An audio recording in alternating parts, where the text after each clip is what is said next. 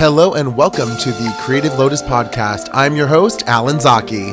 Valuing myself outside of work, and that's why I'm always overschedule myself. I'm fighting that urge to just always constantly I have to be working it shouldn't be only work. I should be enjoying my life. Like when it's slow, right? I was like, wow, I'm not working. I have to be working, and now I'm like working so much. I'm like, wow, I only know how to value myself through work. But now I'm like, no, we're amazing as we are. And yeah, really believing that in myself, it's been a challenge. Hello, everyone. Welcome to the Creative Lotus Podcast. On this week's episode, we have dancer and plant-based sushi chef Yoko Hasebe. Welcome to the podcast on the third try. Yay! Yay! How are you doing? I'm great. How are you? I'm fantastic. Thank you. And thank you so much for being here. I really appreciate it. So Yoko, I'd love to know kind of some of your background, if we can just jump right on in. So if you can kind of share maybe where you're born and raised, and then ultimately kind of like from childhood and kind of how did you get into becoming a dancer? And then also, you know, I know more recently your story of kind of becoming a plant-based sushi chef as well. So I'd love to hear, what got you started? Yes, thank you so much. I was born and raised in Saitama, Japan.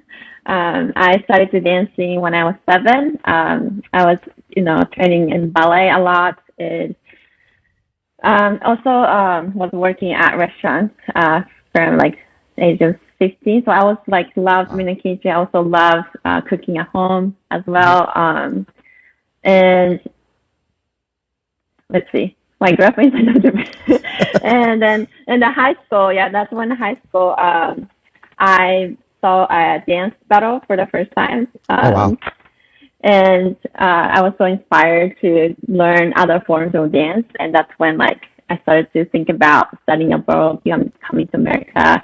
But I was just struggling so much mentally at the time. Because ballet training was a lot of body image issue, negativity came up, and then so at the age of 15 I was inspired by the dance world, and I decided to learn other styles, and actually wanted to come to America because my older sister was already here. Okay. But I just was struggling with my confidence, so I didn't quite pursue it and decided to go to university in Japan and still majored in dance. And after a year, I just couldn't give up the dream of coming to America, and then decided to move to the States after a year of college in Japan. Mm-hmm. Very cool.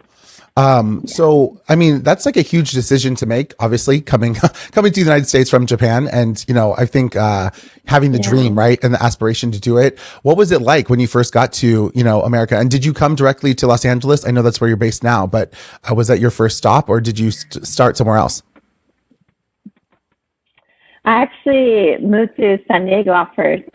Okay. I went to a community college, and right after I moved, I thought that, okay, dancing's not going to support me financially.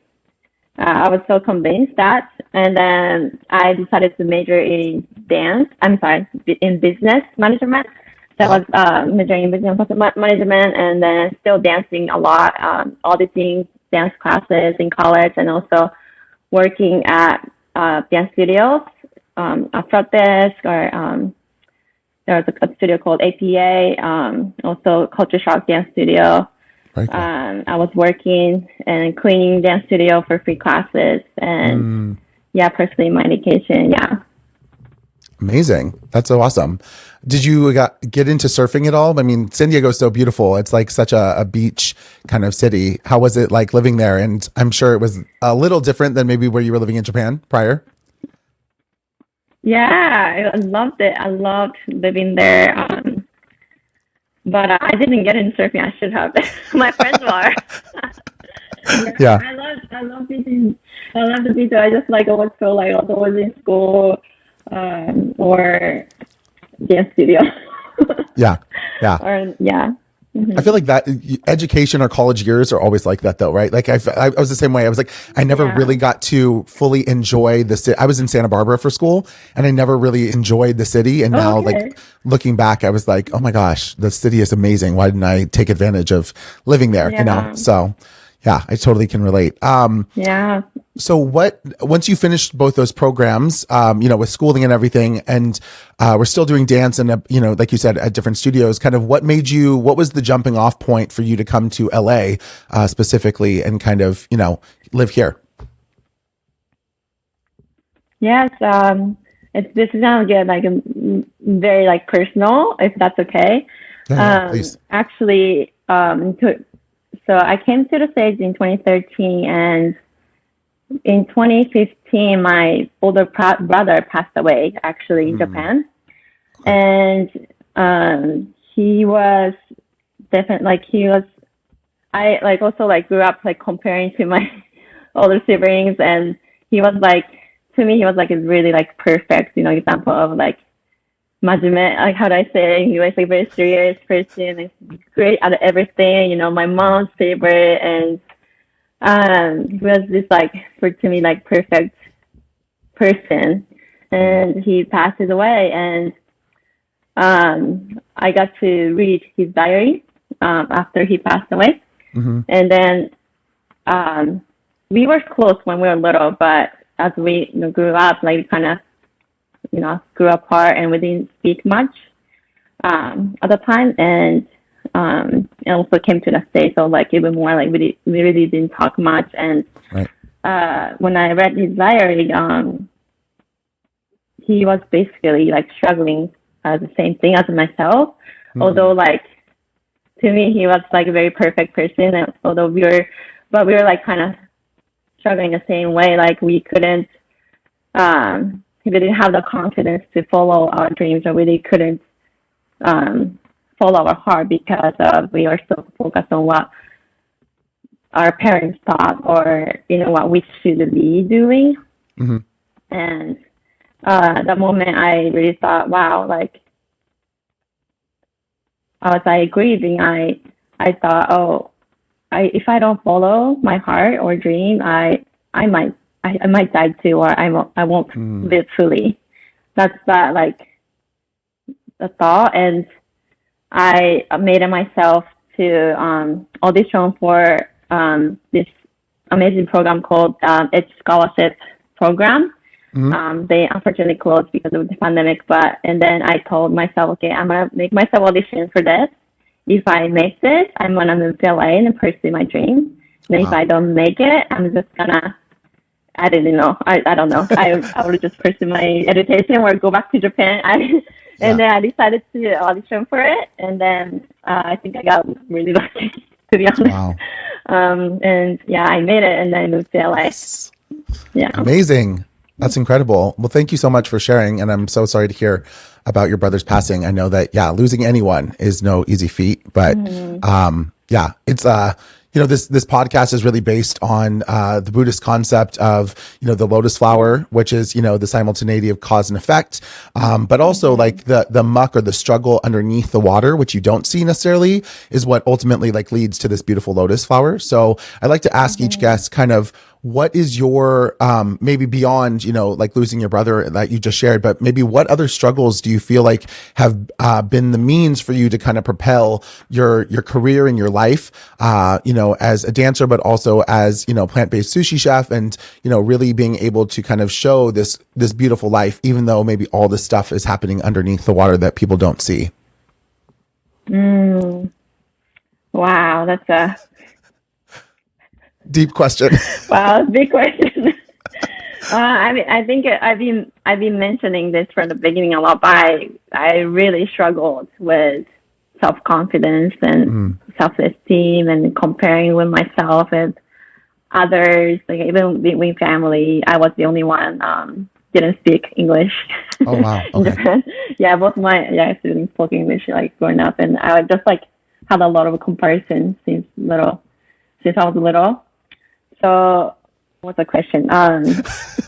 What has kind of been what struggles have you gone through? Yeah. that have Yeah. really kind of led to your blossoming career now, like as a dancer and everything else that you're doing, with your own business and whatnot. Yeah. Those like internal struggle helped me like work extra hard. Mm-hmm. And also to be doing different from what everybody's doing, I guess. Like I had to, like, for example, as a chef, I realized there's just so many sushi chef, male chef already doing a lot of like amazing omakase experience.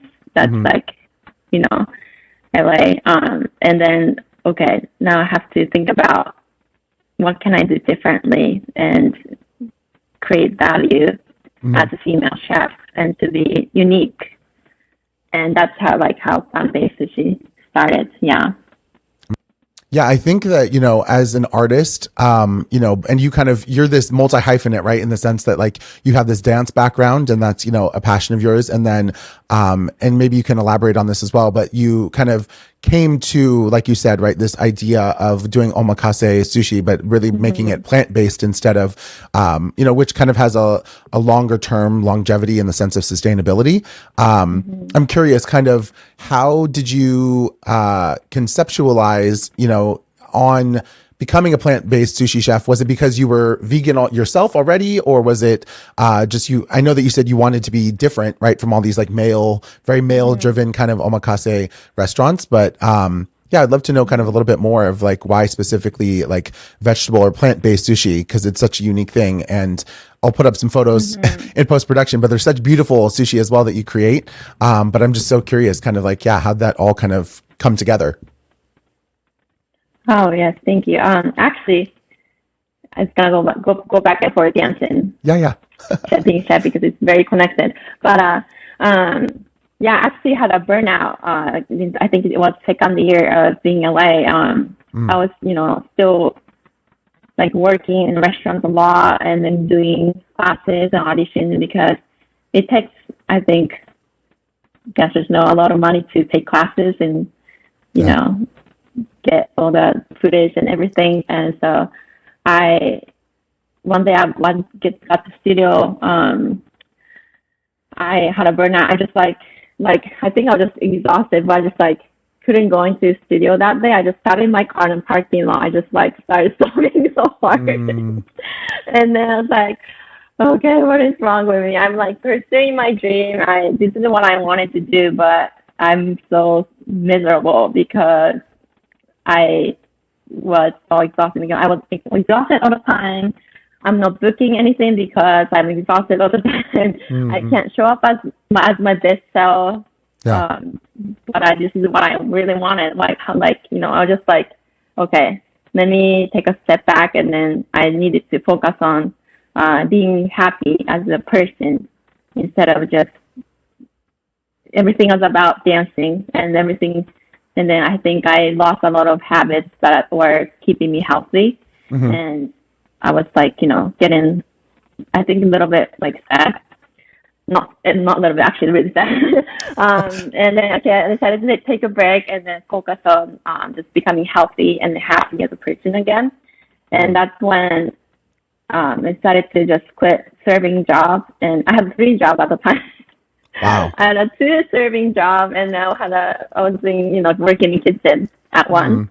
So, you know what? I'm going to let these 2 go, and I'm just going to focus on being kitchen, which, that's my passion, Yeah. other than dancing. So I just, decided to focus on that job, and also was looking up a lot of, healthy lifestyle. And I found a lot of plant-based eating, and that's when I started to research eating plant-based. And then because of that, I actually started to feel better, and also felt like getting healthier again. Right. And during that time, I was actually made fun of a lot by other chefs in sushi restaurant because, why are you trying to be? Because in Japanese culture, it's picky. I mean, it's rude to be picky with the food. You're kind of educated to eat everything, right? Okay. From school meals and everything. So I was made fun of, but eventually, since there was a lot of customers asking for like vegan rolls, manager at the time asked me to create vegan menus for the restaurant. Wow. Wow. And then, back then they only had 2 vegan rolls, Yeah. but I created the vegan nigiri. Wow. And then it was really, selling a lot. And that's how I got into making plant-based sushi. Amazing. That's so incredible. I think that the fact that, it's like you could be easily have been like, oh no, I shouldn't do this, right? Because the influence of these chefs who are like professional, sushi chefs, making fun of you or kind of giving you a hard time. But then, right, you didn't let go of it and you actually flipped it to the point where, living in LA, there's a lot of vegan people and a lot of people who, like to eat plant-based diet. And so, you almost turned that negativity into something that actually has become successful, and then ultimately right now you've started your own business doing it yourself with, plant-based sushi. So, wow, that's incredible. And I didn't know that Japanese culture is kind of, you're not supposed to be picky with your food, which makes sense actually, because I'm kind of picky with my food and I would always get looked at sideways. Yeah. My mom is Japanese. And so her whole family, would cook a lot of things and I'd be like, I don't want to eat that. And she's just like, yeah, I get made fun of or kind of like, you're going to eat it anyways type thing. So that's so funny. What do you don't like? So the big thing that Japanese people in general love is eggs, right? And I don't eat any eggs. Like I just don't have I know you see your face, your exact reaction, like tamago and like everything. I mean, you eat, sukiyaki, like you have any of these dishes, and it's like an egg is expected to, be ate with it. But I can't get into it since childhood. I just like, ugh, it just doesn't do it for me. Interesting. Yeah. Is it the texture? Or smell? It's a texture, it's the flavor, it's the smell, it's everything. But I mean, I will eat things that have egg in it. And actually, funny enough, if I have like a futomaki, which it will have like tamago in it, like I'll eat that, no problem. But like just to eat, like like if you go to brunch or something and you order eggs, like I'm like, nah, I'm good. I'm like, I'll get something else. I can't eat like an egg by itself as a dish, but. Yeah. But I was, as a kid, it was kind of like, and then for the longest time, I wouldn't even eat fish. So then my mom was like, are you kidding me? Like we have all these amazing, dishes that we're cooking with the family and you're not going to eat them. Yeah. But as I got older, I kind of, actually it was my aunt, shout out to my aunt, Dorothy, who she made dinner and I was staying with them and she made like, I think it was like halibut or something. And she was like, this is what's for dinner. Either you're going to eat it or you're not. and I was like, you're not going to eat. And I was like, oh, and so I tried it and I was like, oh my gosh, it's so delicious. And she had like, daikon with it and some like soy sauce. And yeah, it was delicious. So, and then from there, I kind of kept growing my appetite for seafood. So yeah, complete side story. But how did you, are you plant-based now yourself, like full-time plant-based? I mean, obviously with your business being that way, I'm assuming people would probably think that, but how did you kind of make that your own lifestyle choice? Yeah, I actually went to like completely vegan when I had the burnout, but then I think I'm still like finding the balance. I like started to feel really tired. I still haven't like found the like perfect like how do I say balance? That food routine balance. So I also like went back to restaurant at Morihiro during pandemic full time. So it was really hard for me to eat completely vegan. And now it's like I try to eat plant-based, but if I'm with the people, I eat whatever. Yeah. That makes sense. Yeah. No, absolutely. Yeah. I mean, it is difficult if you're, working constantly and trying to keep it up and also having the things that you need around you, especially if you're around friends that are not plant-based as well. So I totally get it. So I'm curious, what has been kind of your greatest achievement, that you really personally take pride in, but maybe is not necessarily known to like everyone on the outside? Oh my gosh, this is kind of a little bit embarrassing, but I like this, like liking to talking to people because oh my gosh, before taking this Buddhist practice, if I practice seriously, I like hated talking to people so much. Wow. And now, because of the practice and also, doing Sushi or going on business, I like actually really start liking talking to people and getting knowing people. Yeah. That's great. That's the biggest achievement. Wow. No, that's huge. Yeah.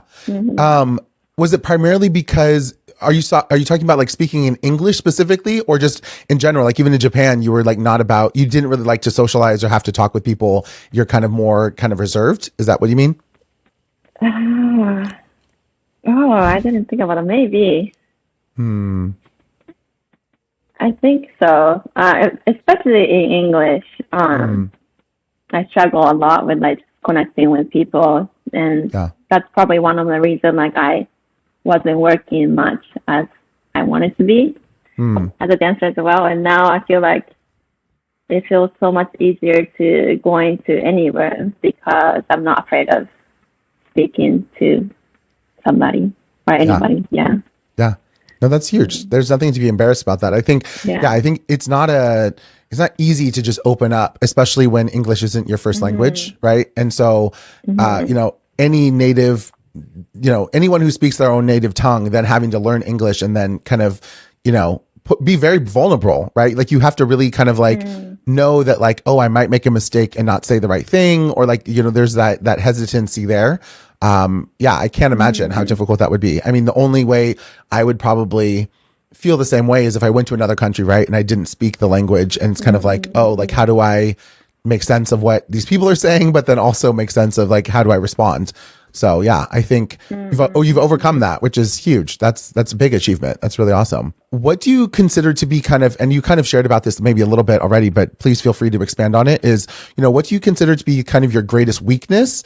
But when you see that kind of come up, what do you do to take action to kind of stop that from happening when you see that weakness kind of arise? That's this week, actually, this past week. So recently my LA Times article came up.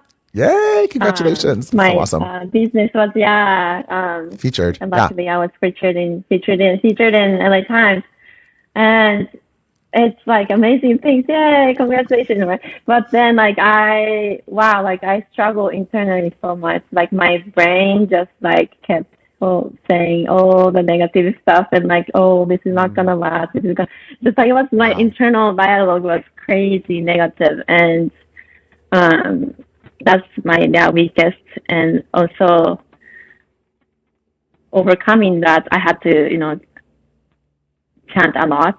We chant Nam Myoho Renge Kyo, by the way. It's just a practice, and also reach out to the community and talk to friends, and also, asking for help. That's actually, I struggle a lot. I actually, for the first time, asked my friend to help my deliveries this week. And asking for help has been like really difficult for me, and that's probably one of my weakest points I need to work on now. Yeah.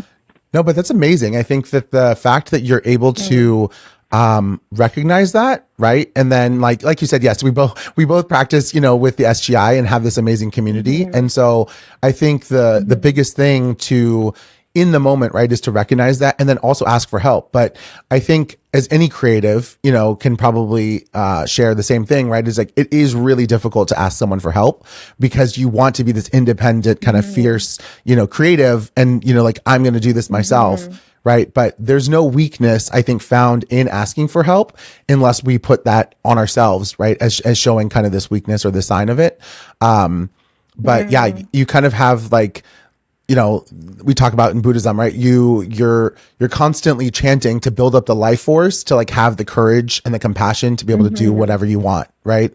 And so I think that the beauty of that, right, is you being able to even reach out to friends and say like, I need your help, right? I need the ability to be able to run my business. So, can you help me? And usually they respond, in like course and are able to really kind of support. So No, that's awesome. Yeah, it's difficult. Trust me, I'm not one to ask for help. I'm like, I will bury myself in a ditch and then be like, how do I get out? Instead of asking for help from the get-go. Yeah. Yeah. Yeah. So Being artist that's is, awesome. hard. It's always battle with your head. Oh yeah, absolutely. Yeah. And the negative functions for sure. I Right. totally get that. Like even if you have like the biggest win, like you're talking about, right? You literally have this amazing article written about your company in the LA Times. And then, yeah, your mind is like, oh, like, these thoughts of like, oh, this is it, whatever, it's like, how is it that, we kind of in the best of moments, all we can think about is like the negativity, and so, yeah, being able to break out of that quickly is like the hardest thing, it's like having to like shift it in the drop of a dime. So has there been a moment so far, actually this is funny because it's kind of a follow-up to what you were just talking about, but has there been a moment in your dance career as well as with your sushi company or sushi business, I should say, that you felt like you had quote unquote made it? I mean, like just being written up in the LA Times is huge. So maybe that is for you, but, has there been something that like you really, really wanted and like this was kind of like the highlight of your career thus far that you were like, man, it like really paid off and I finally like made this happen? In dancing, I have so many dreams. I still haven't got the moment. Yeah, I don't think yet, but I know it will. Actually, this year I got to work dance for one of my favorite choreographer. Oh wow! For a dance convention. That was like, oh yay! I wanted to dance for him for a long time. So that was Adam Person. That's his name. I love him so much. That was my like highest moment this year so far in dancing. I have like want to be on films and I will have a lot of dreams in dance. But as a chef, it's every time like I get feedback from customers saying, "Oh, like thank you so much for the amazing." Like yesterday, I was delivering so much food for Mother's Day. Right, yeah. I'm always like worried about. I know I did a good job. I also like worried about how it was until like it gets delivered, and because it's different from restaurant. Right? You get to see customers' reactions right away. Right. But at delivery, like you can't really see it. And then I was like, was it good? And every time like I get, like texts from customers saying, oh, how like they enjoy it and, oh, thank you so much for making Mother's Day amazing. And I'm just like, wow, I'm so glad I'm doing it. I feel so like rewarded. Yeah. No, that's amazing. So just for listeners and people watching as well, kind of, your experience, right? When you are doing it, because, for those listeners that don't know, omakase is like, you're at the chef's table, right? So you're preparing each piece kind of in front of each person. So, I know that you said you don't have a restaurant. So you actually go to people's homes, right? For the most part, and will kind of, present the food. How do you kind of manage that? I mean, that seems like such a unique experience, which I mean, like, I definitely want to hire you myself and have the experience. But I was just, how do you kind of, get clients and how do you kind of build that business? Because it's such like an interpersonal kind of connection that you have because you're in someone's home. Yeah. I definitely want to do more of that this year. It's been like a lot of heavy on deliveries this past year, but it's kind of nerve-wracking to go to someone's house. It's kind of like the concept of we practice like home visiting, right? It's always nervous to go into someone's house, but it's actually been so far. It's been amazing experience. I got to cater for a couple for Valentine's Day. Oh wow! And it's like they're like only away from kids, and I'm just kind of in the middle, listening to them and drinking with them, kind of through reading. But it was so much fun cooking for them and just getting to know different people from different backgrounds, different jobs, different countries. It's just been like such a LA experience, and like going to someone's house is more personal than like working in a restaurant. And just serving food and yeah. That's awesome. What is your like favorite sushi to make? I'm curious because you the sushi you make is so beautiful, and I'm sure it tastes amazing as well. And I can't wait to try it for myself. But is there specific kind of like vegetables or a specific type of Japanese ingredients that you really love to use because you feel like it brings out the best of kind of what you're creating? Nice. I have a lot of things, but I think a lot of people like tomato and eggplants are being most popular, and people are amazed by it. I think like I realize a lot of people don't like eggplants, and yeah, I have one of friend, Julie. She doesn't like eggplant, but she eats my sushi. I think. Wait, am I answering your question? Yeah. Sorry. No, you're good. Yeah, and also like using okra, mountain potato, also like using corn. I'm trying to use more local vegetables. I try to go to farmers market and use what's good in the season. Yeah. I'm trying to learn more too. Yeah. That's awesome. Yeah, I think that like, and correct me if I'm wrong, because you're more of an expert than I am, but I feel like Japanese cuisine in general in Japan, right, is really based on the season, kind of like what's available instead of it just kind of, we've become so interconnected as the world that, you can get, a plum in the middle of January when they're not in season here in California, but like you can get access to everything, right? But like, I feel like in Japan, the food is really based on kind of seasonal kind of cooking. So that's cool that you said, you go to like local farmers markets, right? Which then gives you whatever they have available to kind of be able to use. Yes. And like California, we have such a like amazing vegetables and fruits. Yeah. And I have so much to explore still. Yeah. Nice. Yeah. I thought it was so pretty. You had, I don't know what you call it, but I'm guessing it's kind of like an okra maki, which was just kind of like sushi that has like the okra in it. Is it cooked or is it kind of raw? Or like I was curious kind of how you make that. It's cooked. Nice. It's boiled and then put whatever shiokoji, which is like fermented ingredients. But it's a little bit salty and crunchy. It's really good. Nice. Delicious. You're making me hungry. I mean, it's 10:30 and I'm like, I want lunch already. Okay, let's go. I love it. Yeah, it's party soon. Yes, absolutely. So kind of what brings you the most happiness now versus kind of when you first came to, the United States and really started pursuing your dance, and ultimately, right, your chefing ability and working, and creating your business. Like, do you see the difference between kind of then and now in what brings you happiness?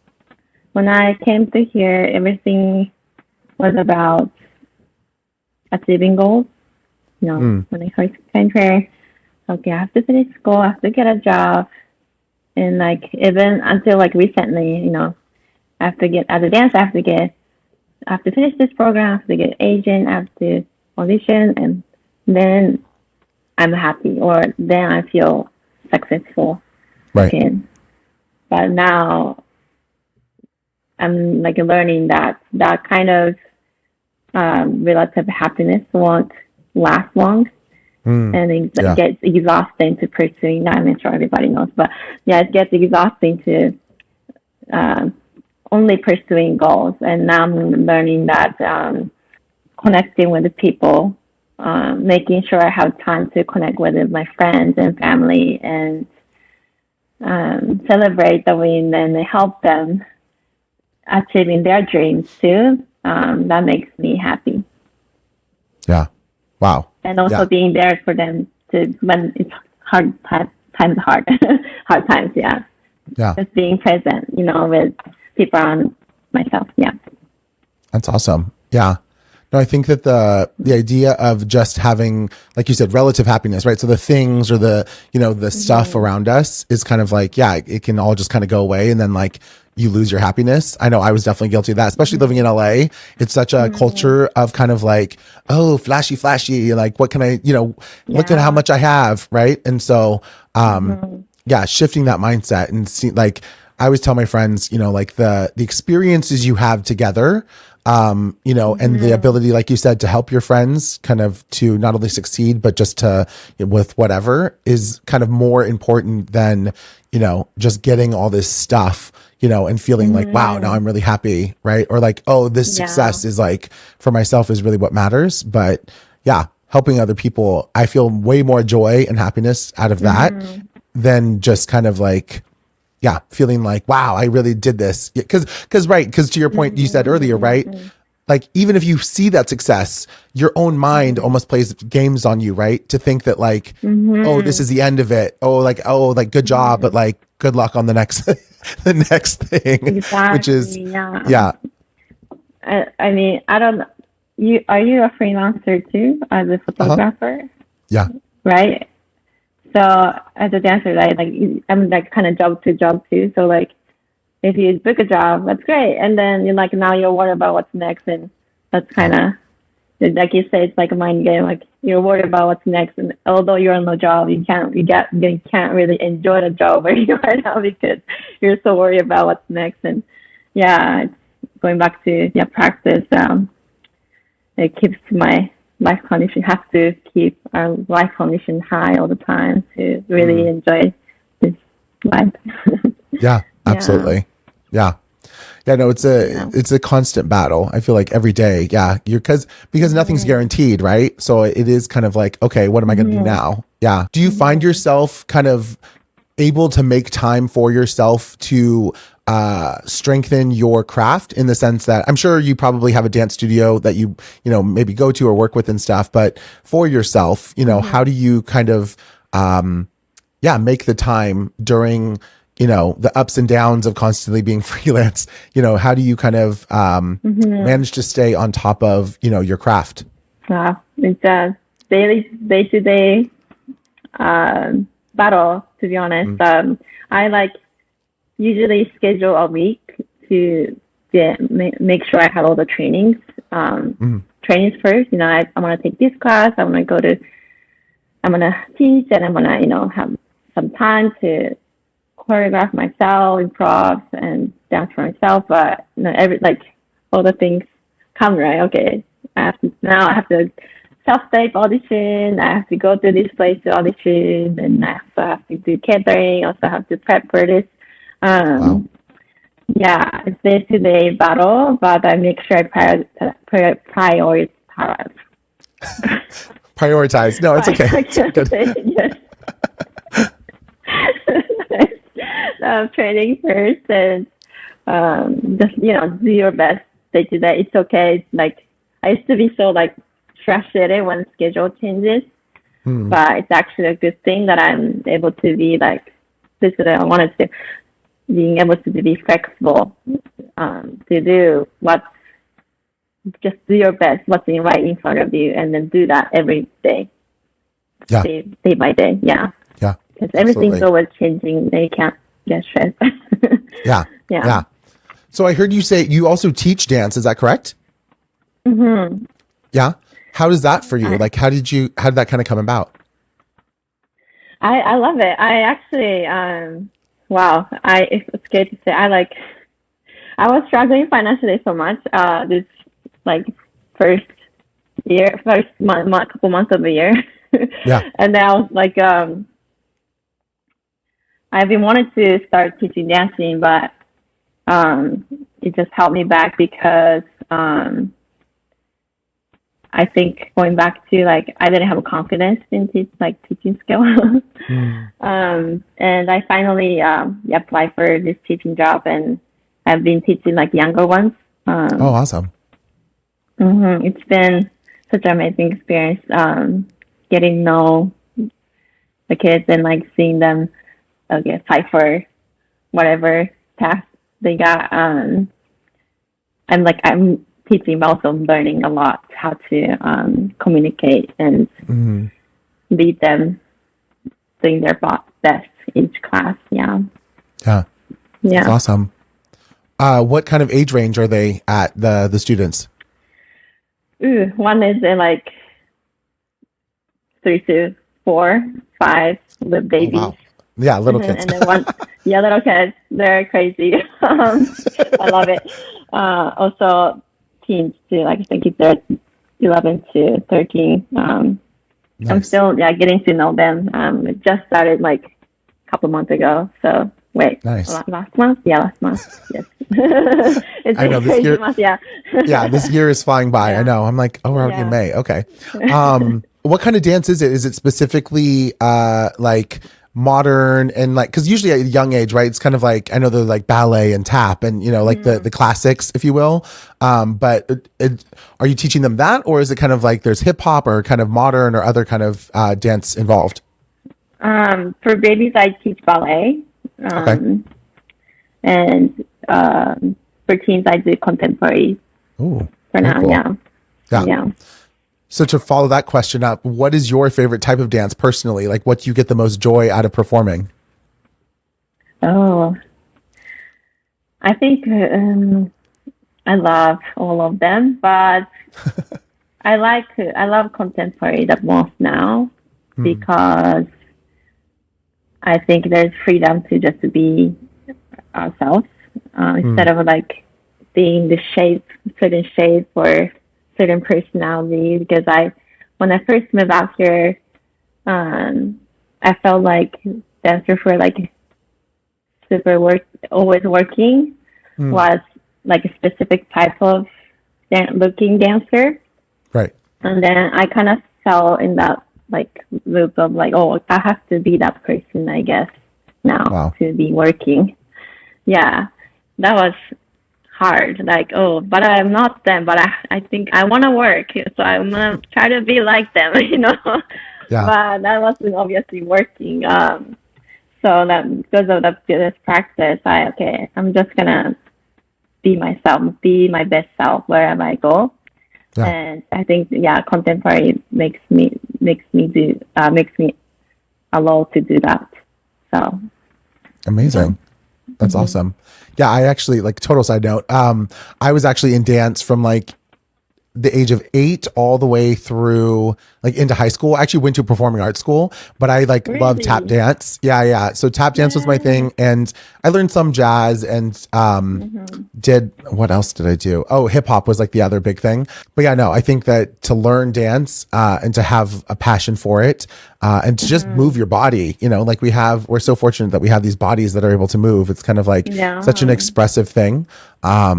Yeah. And it's always funny. I was like listening to you talk and about teaching and also kind of, you know, talking about contemporary as well.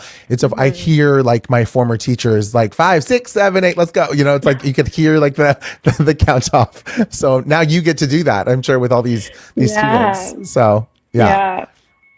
It's amazing. That's really cool. I just love. Do you still dance? Oh, go ahead. Oh, no, you're fine. No, to answer your question simply, I don't still dance. I kind of stopped when I got to high school. I realized that, similar to kind of what you're talking about, like I felt like I had to be this certain kind of person in order for me to advance in the school, in the dance department. And cause I went there for tap, like I was like, this is what I'm going to do, you know, but, I just realized that I was not really cut out to be this like competitive, you know, dancer within the school and to kind of like be the teacher's favorite or to be chosen to be on like, you know, the dance team. And so then, I turned to the arts, you know, I started doing drawing and painting, and then ultimately found photography kind of in my later years and of high school. And then, that was kind of like all my drive went to that. But no, I still love to dance. I'll dance around the house but I don't have like a formal class that I go to or kind of train or anything like that. But yeah, my tap shoes are dusty and in the closet right now. Yes. Yeah. That's so cool. Yeah. Yeah. I wish I learned tap when I was younger. Yeah. Yeah. It's such, I mean, once you have dance, it's kind of like you never really leave it, you know, like it's always kind of just there. So yeah, definitely.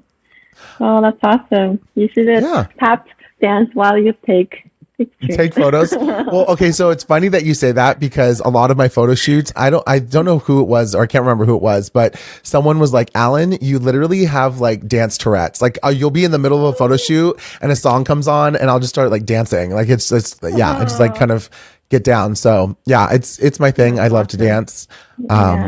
But not formally training or practicing at this point. So Yeah. Wow. So we kind of tapped into this already, but kind of talking about like work ethic, it's obviously not easy, like you said, to be, a freelancer and, make ends meet in this crazy city of LA. So like, what is your work ethic like? How do you kind of keep your day to day going and ensure that like you get everything done that you need to get done? Wow. Full stop. I don't know. I don't know what to say. Just do your best. That's all I can say. Like, it's like being freelance, there's no like, that's it. This is it. Like, there's always going to be work. And also, like, I find myself like sometimes like not sleeping at all. Like, oh, wow, I didn't sleep or I didn't like eat or something. Like, yeah, just finding balance day to day and also listening to my body too. And yeah, not overscheduling myself too. Like I'm still finding that balance. Yeah, every day. Yeah. Just give 100%. Also, take care of yourself because if you're not taking care of yourself, because you can't really do your best and you can't really give a value to anybody. Yeah. Right. Yeah. What is kind of a day in the life like for you then? If you can share that, kind of how do you schedule yourself and kind of, like you said, get everything kind of done? Schedule. Well, for example, okay, today, right? I definitely kind of like, oh, am I okay? So I have today this, right? And then I actually got an audition after this, and also have rehearsal for a show. Amazing. So, yeah, it's day to day. A lot of chanting, a lot of, lists. I have a list, but I try to not be like so stressed about getting everything done in a day. It's okay if it changes. Just making sure it gets done. But I have like first due date and also have like second due date. Like, I make sure like due date is like super early. Well, first due date is like I make it like really early, and then the second due date is like latest. Well, I make sure, I get to. If I don't get to finish it by my first due date, I will finish by the second due date. If that makes sense, yeah. Yes, absolutely. Yeah, makes sense. Yeah, I find that if you take responsibility, right, and like schedule things out like you're talking about, then you kind of like you then are able to hold yourself accountable and like get all the things done, and I feel personally like as an adult, it's sometimes easy to kind of be like, oh, I'll get to that later, or like thinking in my mind that someone else is going to do the things that I have to do, but knowing that like that's not the case. So like, having to say like, okay, like if you don't do this today, you probably got to do it tomorrow because no one else is going to just do it for you. So that's the hard thing. Yeah. Do you have like a system you use? A system. Make sure you're... I tried to implement this system I learned online. I took this online course on how to do kind of social media and to really kind of, build your brand, if you will. And it really kind of helped me to, I put like literally have blocks of time scheduled in my every day. And like they move around according to what I'm doing, right? If I'm doing an interview, like that takes out a chunk that I'd normally be doing, post-production or something like that. But it really just helps me look at time differently. So like the early morning is like, I'll be chanting, eat breakfast, do, whatever it is I need to do. And then like from like 9 a.m. to, like noon, it's kind of like working on productive things that are, creating potential business, so, and then like admin stuff and then post-production stuff, which is like, either in Photoshop or editing videos like this together until like the end of the day. So like ideally, if I was able to, in an ideal world, that would kind of be fulfilled like on a daily basis. But like I said, I mean, I have interviews that I'm doing, and then I also have, photo shoots or whatever it is. So it fluctuates. But I think for me personally, the accountability factor, I think, is the biggest thing. Is like, how do I best show up for myself and this business and treat it like a business at all times? Because I'm to be very honest, I'm a very lazy person. I'm like, I'll just be like, I don't want to do this anymore. So I'm like, Netflix sounds so good right now. I'd rather just watch a show. So Yeah. yeah, No, not totally. being, Yeah. yeah, not falling for that is kind of my devilish function that I have to always kind of beat down, is like, don't be lazy, do the work, do the work. So yeah. So what's kind of one thing, or maybe a couple of things that you've learned about yourself by becoming a professional dancer, and also, you know, starting your own business, you know, with your sushi company? One thing, right? It has to be one. No, it doesn't have to be one. It can be multiple. Okay. Let me think. Oh yeah, I'm so indecisive. I'm so decided. I can't decide. Yeah, and also I was thinking about this past week. Wow, I only value. I'm struggling to find valuing myself outside of work, and that's why I'm Yes. always overschedule myself.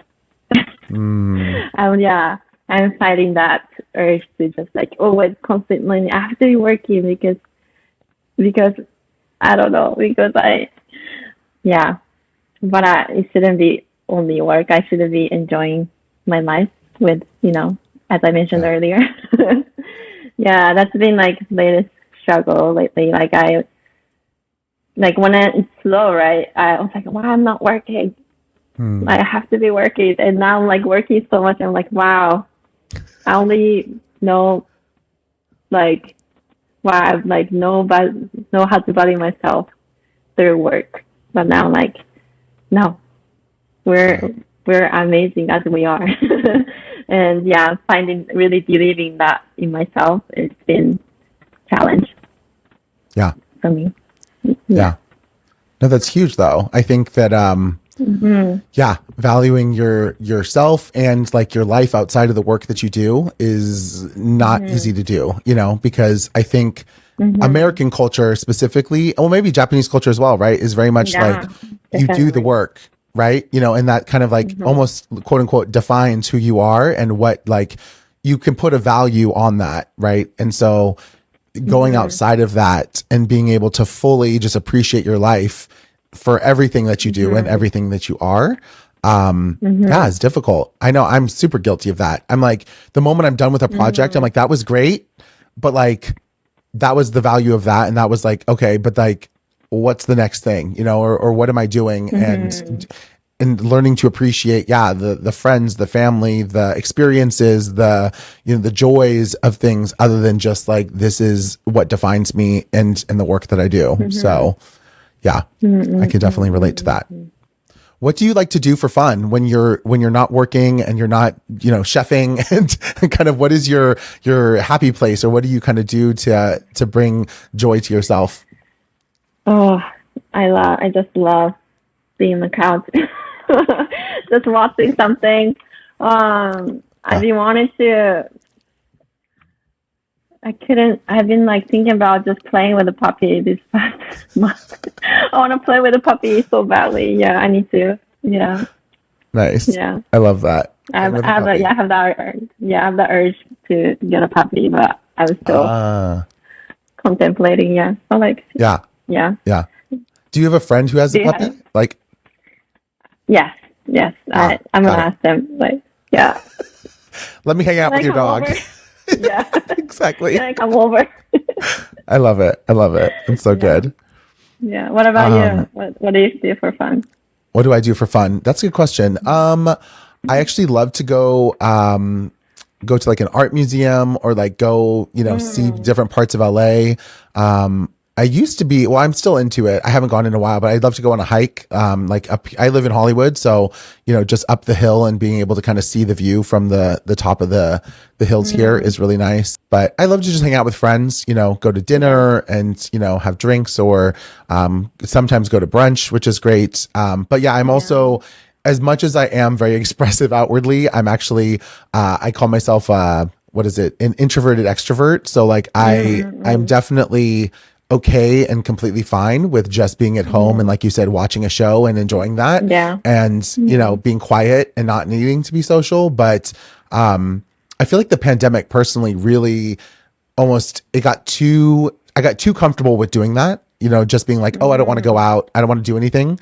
So really breaking out of that and like getting out of my comfort zone has really been kind of a big goal for me this year in order to kind of like get back to my own sense of normal and, really having fun and enjoying my life. Like you're talking about, like really going and not just making work my only thing that I'm doing.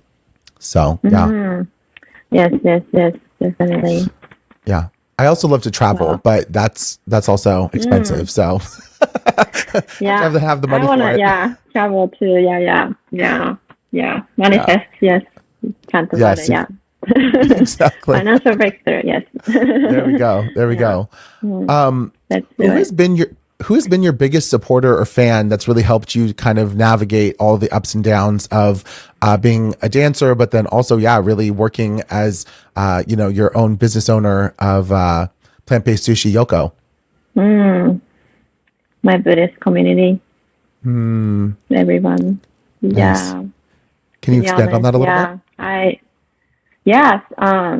I actually was born into this practice, meaning both of my parents practice this Buddhism, but actually didn't get into practicing until 2019 because I had a lot of actually had a little resentment towards practice because of what happened to my brother and my relationships with my parents, and it's getting better now because of this practice. But I met a lot of friends from restaurant jobs and dance who really, really, really tried to, make me to go to meetings. I appreciate them so much. And I met, amazing local members there, and they've been like helping me just support always and always encouraging me, always trying to keep me grow and then go like outside of my comfort zone because I said, I don't like talking much. My comfort zone, just like listening. I love to listening to people. I'm like really good at listening, not talking so much. So and then this business, you have to talk. You have to talk, or you have to tell yourself, otherwise you won't be able to have any business. And and then this practice really, really helped me to do that and just show up as myself wherever I go. Wow. Yeah. Amazing. I think, definitely the Buddhist community has always, for me personally, same. It's kind of been the thing that's really supported me and been able to go to it. And it's funny because, I think I've shared this on the podcast probably multiple times. People are like, shut up. But I was also born into this practice. My parents both practiced, but I actually didn't start practicing until 2016, for myself personally. And I was like at a really low at that point. And so it was kind of like the perfect timing. I was reintroduced by a member that I was working with. And from that point, it kind of like shifted everything to really focus back on like myself, but also like, we've been talking about like, what can I do not only for myself, but for other people. And the community within the SGI has really been the thing to kind of keep me going and rebuilding the relationships with friends and family and, really kind of being the spurring point to kind of like take off, but I totally get it. It's, you have to find it on your own. You can't really kind of be shoved in to do it. Yes, definitely. So, and it takes a group of people. Yes, exactly. Yeah. It's like a different group of friends, but definitely with the same kind of mission to see your happiness. So, so a few more questions here. I'm curious, kind of what kind of goals do you have set for yourself for the next, say, like 2, 3, even 5 years from now? I would love to be traveling as a dancer and a chef, the world. I would love, as a dancer, I would love to, performing, teaching all over the world, and as a chef, cooking for different cultural background people and really connecting with them. Yes, I would love to be able to go back and forth because my parents are still in Japan, and I haven't been really able to travel much because of So I would love to be able to, come back and forth, maybe invite my parents to be here too. Yes, I'm really, really, really want to be, successful or thrive in both of our careers. Yes. Amazing. Who's your dream client that you have for your sushi business? Ideally, like who is there someone specifically or a type of client maybe hypothetically that you really want to, chef for or cook for? Oh, I didn't think about that. That's a good question. It's a really, really great question. Like I imagine myself like cooking for all of my friends. I don't have really like dream clients. I would like actually wanted to have this like not big, but like get together with all my friends just cooking, eating sushi for them, just celebrate the article. Maybe that's my next dream, I guess. Yeah. Amazing. That's awesome. Big sushi party for everybody. I love that. Yes. So I always ask this question. I'm kind of curious, like what would you say to your future self? So 15 years from now, like almost like sending a message in a bottle to your future self, whether that's congratulations or wisdom from now to them. I always like to ask just because, looking to the future, it kind of gives you this perspective of like, this is where you want to be, or you hope to achieve this by that time. 15 years. Wow. I don't know. I'm like thinking about tomorrow. Let's see. Just tomorrow. Yeah, tomorrow, day by day. I'm living day by day now. But you're right. I shouldn't think about 15 years. Yeah. Message, right? Just keep practicing.